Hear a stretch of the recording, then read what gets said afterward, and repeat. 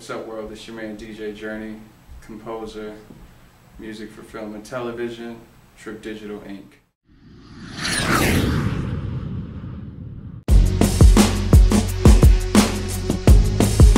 Man, my entire life, my mom was a record collector, so I was actually kind of born into it, and I grew up around all types of music, soul music, blues, downtempo, you name it, man. My mom was into everything, so she kind of like was the host of all the holiday parties and the card playing parties. People from Chicago know about the card playing parties. That was big. So spades and all that. So my mom was a host. So as a kid, I grew up and I was around it, and I saw how she brought the energy to the room. So I just kind of adopted it.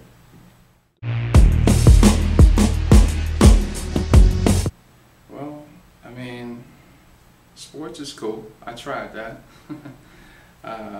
Medicine, I wasn't into it because, I was into alternative medicines, drinking tea, preventative stuff like that.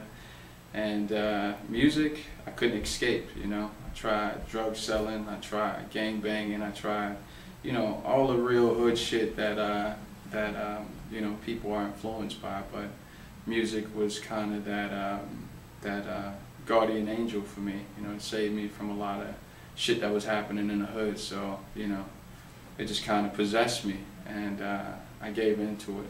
So here I am.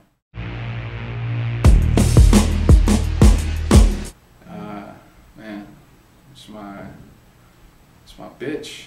It's my mother. It's my father. It's my God. It's everything to me. It has influenced me to do positive things. It's influenced me to do negative things. It's influencing me to, be here today. So I look at music as a unseen force within my life that propels and motivates everything with me and also the people that are around me.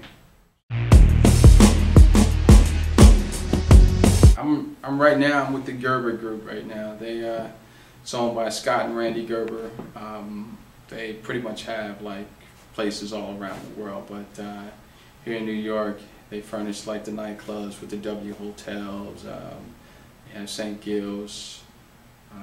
They have the Stone Rose, which is one of my residencies on Friday, and also on Saturday I'm at Lex Bar. Used to be the Wet Bar, but now it's at St. Gil's Hotel, Lex Bar. It's on 39th and Lexington, and I'm there every Saturday. And that's where I kind of, I release my piece, but it's more smaller venues and stuff like that, because kind of exhausted from the club right now. I'm doing a lot of special events. I'm the official DJ for the International Emmys. I do the ESPY Awards every year at the official party, and do a couple Grammy parties every year. And I'm kind of keeping my DJ career right now a little bit exclusive. I'm not putting myself out there as a DJ much in New York, because I know my music business. And I wasn't getting paid like I was in LA with the promoters out here. I don't get paid $300, so don't even approach me. Don't call me if your budget's not right. Straight up. I mean, as a DJ, wow, it's hard to explain, because as a DJ you're doing a service for the people. So I come in open-minded. I try to clear my head before entering a room, or entering a club, or whatever I'm doing, from the ESPY Awards to the International Emmys, or to Marquee, or Green Door, or Greenhouse. And just try to come in with my head clear, because you never know what energy people have in the room. So I'll basically just I'm just an open soul, and with all this ammunition, meaning music, to kind of just feed out to kind of either correct the energy or, propel the energy and get the energy right in a room where no one is thinking about shooting each other or kicking each other's ass. It's just straight partying. I bring a party, I bring the energy because I'm clear on what my room energy is. So that's my mentality on going in as far as a DJ.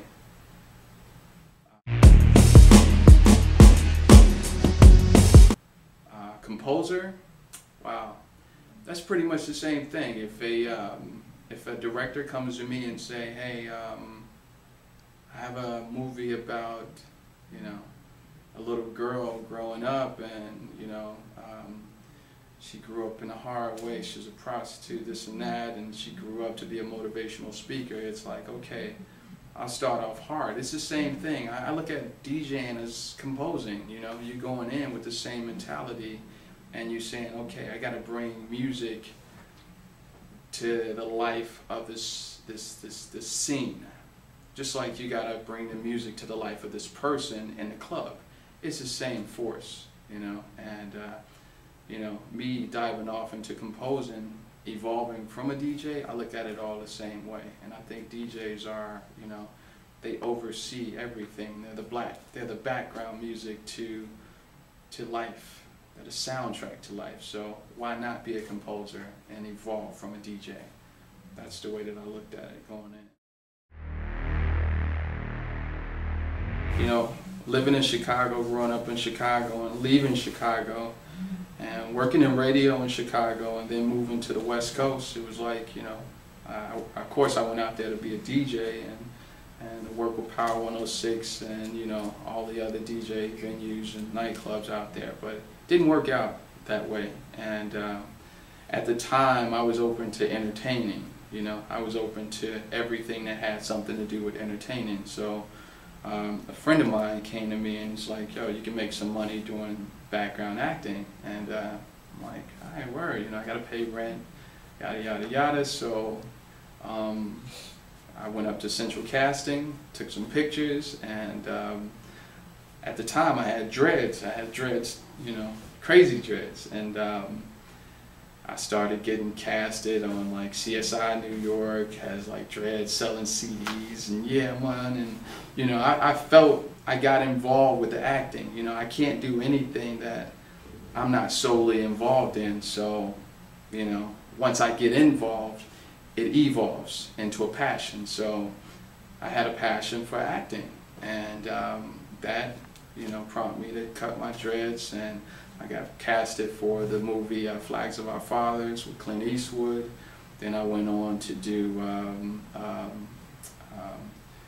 9/11 with Nicolas Cage, and then I went to do Jimmy and Dupree with Owen Wilson, and then I got my little break on the Emilio Estevez movie Bobby, and I got a chance to work with Lawrence Fishburne, Elijah Woods, Demi Moore. I mean, you name it. It was like a star-studded cast, and it kind of, it was happening fast in the music and in the movie industry. So, I felt like it was time to take a step back and go back into music. But that's when I caught the bug or got bit by the bug that if I'm going to go into music, I got to go in with everything that I learned from the movie industry, and that's what prompted the whole spawn of like doing music for film and television. So I jumped back in, I started doing clubs and had a mentor, and he pretty much put me onto the Black Hollywood scene, and I started doing all the prominent parties, and the Grammys, and the ESPY Awards, and all the private parties and stuff like that, and kind of reached my peak, in LA, and then I started taking trips out to New York, and got bit by the New York bug, and it's like, okay, the hustle got a little slow out in LA, so I kind of made the move out to New York, and New York has a different energy in itself, and you got business owners, you got Wall Street down there, you got you got Brooklyn, You know, you got the world screaming Jay-Z, and you know, so many like talented, prominent, crazy people in New York City, and you know, just kind of spawned from that, and I'm here now. What's next for me is, you know, I just started a company, Trip Digital Inc. And Trip Digital is basically a company that furnishes music. It's a music synchronization company that furnishes music for film, television, commercials, with the option of producing music for like artists. I thought that the music industry needed someone who knew about the film music industry to kind of be the liaison, because a lot of artists, you know, they really don't know about music licensing. So I thought that I can bring that educational side of you know, transforming the artist that is in the music industry to the artist that dibble and dabbles in the music for film and television. So that's what Trip Digital Inc. is for me, but you know, it spreads a little bit wider than that, but that's why I'm starting, you know, with just licensing right now. And going in with a clear mind, knowing that, I mean, music is a business, and it always has been a business on a professional level. It's basically knowing music law, you know, like just like you know how to rhyme, that's why you know how to produce records and stuff like that. No business law, because I mean it's going to confront you, and either it can confront you in a way that you know you're getting paid well or underpaid.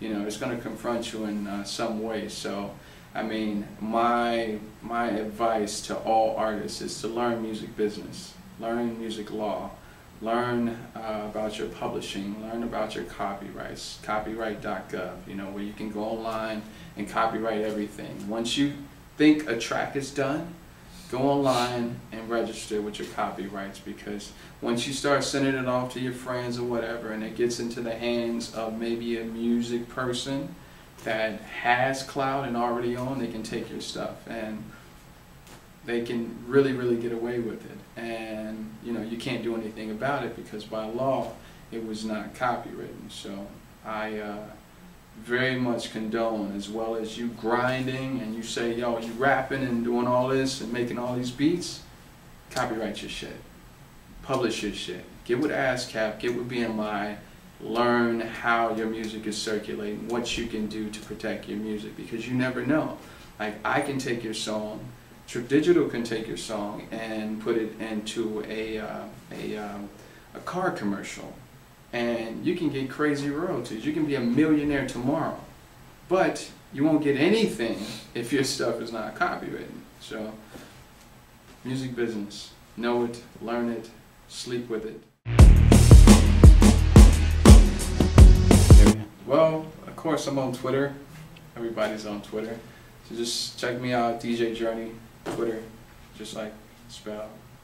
And also I'm at djjourney.com, where you can find everything from my bio to what I've done to my contact, and some mixes, music, you know, just some DJ stuff.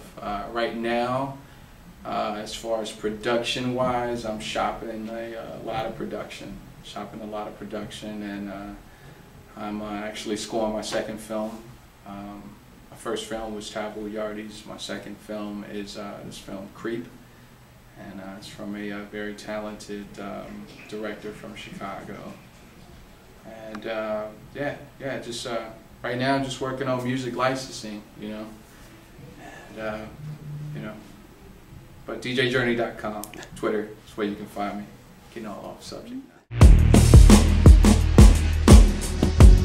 Like, you know, you're just as serious.